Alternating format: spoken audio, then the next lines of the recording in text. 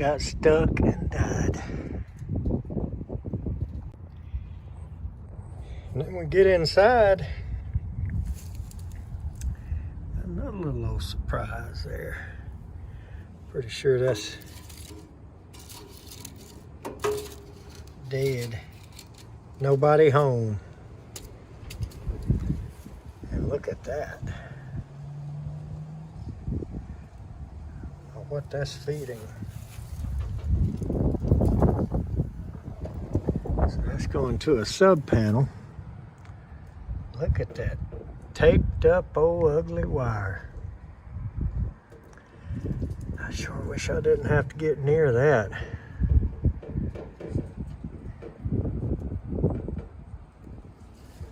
That looks bad with all that tape on it. Now I've got to bring my ground wire up in here like they've done that and get it up in here and get it on this ground bar somewhere, which I'm not really looking forward to behind all this. Hopefully they don't mind being in the dark for a few minutes. We'll get her done. Okay, we got a little job here where we converted the lady, or we are converting the lady from propane gas to natural gas. And the guys came out here, and there's the stub from the gas company. And they normally won't sit a meter right under a window. I tell you what, they're the ones that put the stub there, so we went right to the right side of it where we're supposed to. There's our gas tight entry pipe. And my guys forgot to bond the line. So I stuck the clamp on there, drilled a hole right there, and we're going to run this wire across the crawl space and go up there to the other end and put it into the power box there and ground it, bond it, whatever you want to call it. Has to go to the first disconnect. So they will not let us drive a ground rod. They will not let us go to anything else. Has to be the first disconnect of the main power coming into the house. So I'm lucky there's a main breaker in that box over there. Otherwise we'd have to dig our way up into the sub panel wherever it is in the house. So the first main breaker is considered the first disconnect, and we're going to run the wire to there and get this thing inspected. And get her off that big ugly white tank you see back there in the backyard. Propane is very expensive, so she wants off of that. All right, there it is. I put it on about 27, 28 PSI. Tied the bond to it, and it's in the panel. So we should be good to go. Comes the gas company right there to bring us a meter.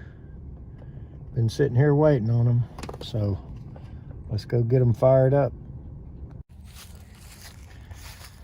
Yeah, he's doing his paperwork or whatever, I guess, but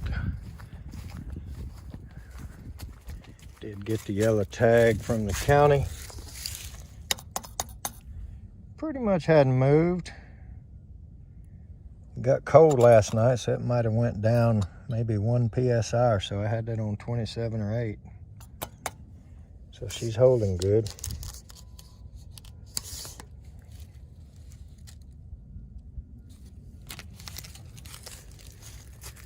So I'll go ahead and be converting the furnace. I didn't want to unhook her heat. So we're going to unconvert the furnace actually.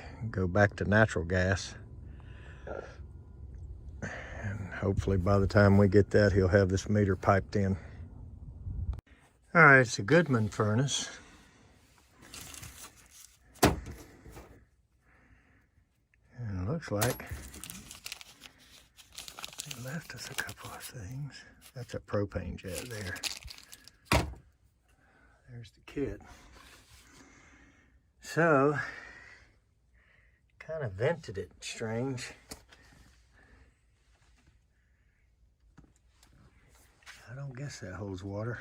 Guess it's been doing okay. But look at that.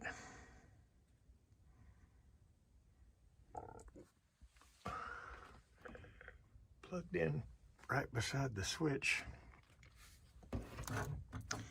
is a, I don't know what's in that over there. Maybe a light or something. I didn't notice on the way by. But so the gas man needs this into the furnace. So let's go ahead and get what he needs done, taken care of. And we just left it plugged off right there. So we're gonna unhook this.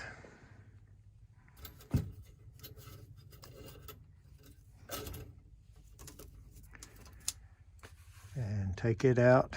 She's got a couple other things running in the house. So I think I've got a flare cap I can put on that, but let's get the 2-pound station that we built here hooked to it. Got the cutter heat off. It's trying to start now. And see if we can be ready by the time he gets the meter set. All right, they've got their propane sticker on it. Do away with that. That's nice.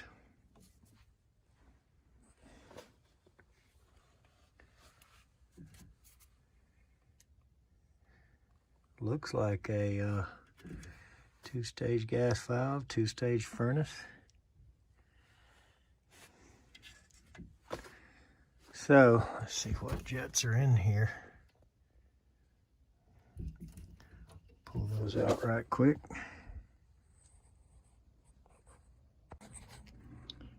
All right. So that's what was in it.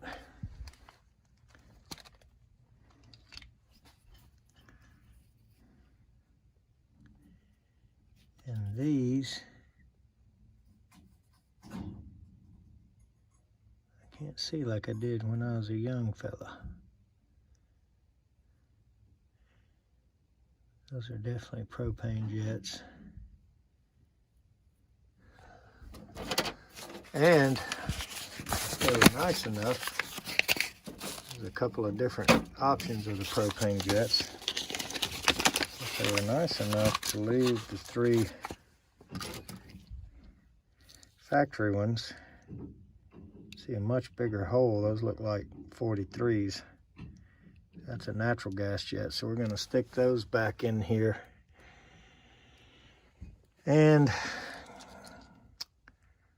we're going to have to do some setup to the valve, obviously, but this will be the quick, easy part, is just change these jets. Okay, not only did we find a whole bunch of, I mean, this is one of those kits where they gave you a lot of choices for your propane jets. Obviously, these are the ones they chose because there's only 2 in that pack. All these other ones are full, but here is what appears to be the original springs and plungers, and looks like an orifice. Now, I don't see a, this is a hot surface igniter, but apparently the kit comes with an orifice for the valves that do have a pilot or intermittent pilot, whatever. So I guess Goodman makes one big kit for converting a whole bunch of furnaces. But anyway, I'm glad we found these original parts. But I only see 1 spring and 1 plunger and 1 cap. So let's see if we can figure out what they did. They probably only really set and changed the high one, I guess. I don't know what they did, but anyway. We'll take this apart and figure it all out. Get it set up for natural here. All right, we've got our 2-pound station hooked in. And I'm just waiting on the gas man to tell me I can bleed it, and I'll cut the shut off on and bleed it right here, and then I'll tighten this union and we'll be ready to go. There's my drip leg. I'd love to get this monstrosity out of the way, but I really can't because of the T here where it comes in and goes, I guess, to her fireplace or cooktop or something else. So I'll just use that to plug it off. And I'll leave this off, but that way if somebody came in here and turned it on, it wouldn't leak out of there. And somebody was nice enough to wire the light up to where it works only when the furnace is powered up. So, working with flashlights in here, but we're getting close. Looks like somebody left a longer 5/16 chuck. So, I don't know, I guess they took that whole plate back there off when they converted it or whatever they did. But they left that on there. Throw it in the truck as a spare extra junk one, but it sure doesn't look very nice. I could clean it up. I don't think it's a Malco. I think it's a El Cheapo. But let's go outside and check on the gas man. See if he's about got us ready. Okay, we got it fired up. And I just set it all by ear, as you might say. And now we're gonna go get our manometer and hook it up. We'll keep all these spare parts from that kit. So we'll go get our manometer, and it's one of these valves where they were kind enough to leave us the Allen wrench laying there. I don't think they meant to, but a couple of little tools they left. And some old gray duct tape, D-U-C-K duct tape. So anyway, let's go get our manometer and set this to the correct pressure. We'll get out of here. The thing about these is all the air horns are the same, and you see the end right there is kind of open. Put the flashlight in there and you can see that rusty spot up above the burner. It's got an open end right there. It's not encased.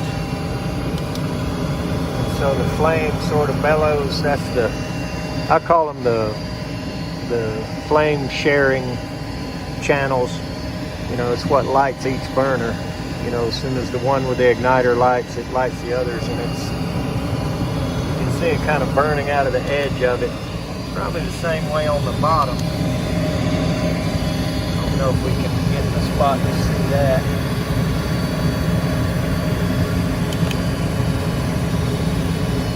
But that's just one thing a little different about a Goodman that I've noticed. We've got our manometer hooked up, and it's not bad for setting it by eye or by ear, whatever you want to call it. I've got this pretty cool case here that I keep everything in. And the manometer goes right here. I got a lot of hoses in the T As far as Harbor Freight stuff goes, I'm gonna say this is the best thing I ever bought with these cases. I've got a small one with my micron gauge in it, a good one. All right, so we're gonna ease this up a little bit.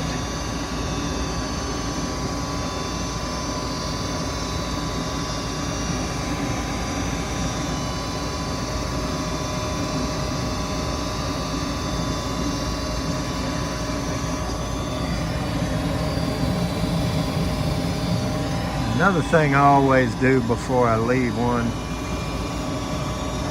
is I watch it light. I just like to see the way they light, you know. Maybe if we start over, it'll do a little better.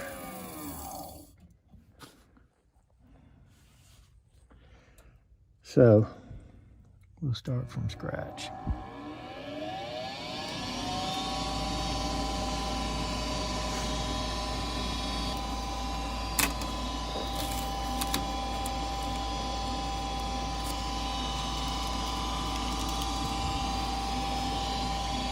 All right.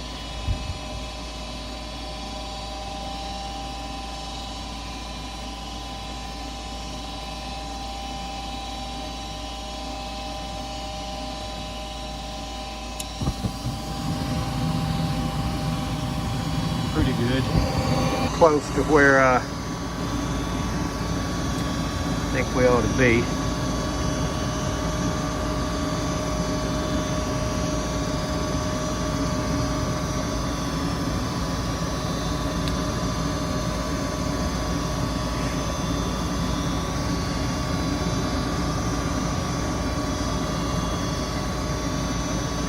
Very sensitive up in that area right there, but we're looking good, so let's unhook this and get on out of here. She's quiet now, and you guys that don't have the little Klein ever how many in one stubby, you should get it. It's pretty cool. And like I said, I don't know how many in one it is. Okay, so that's 2, 3 with that size nut driver. That's the 1/4 inch. And 4, 5, and 6 with that size nut driver. That's the 5/16. I would imagine that it looks like a hex will fit. Looks like that might be a 3/8, but so that would make it 7 in 1, I guess. But it's 6 in 1, 6 on this bit. And yeah, that is a hex there, so it's bound to be the 3/8. So that'd be like a 7 in 1. But it is a pretty cool little jewel.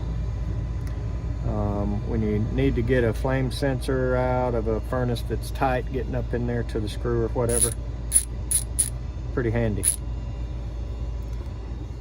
All right, let's get out of here. All right, so that's how it's packed away. And like under there is a few more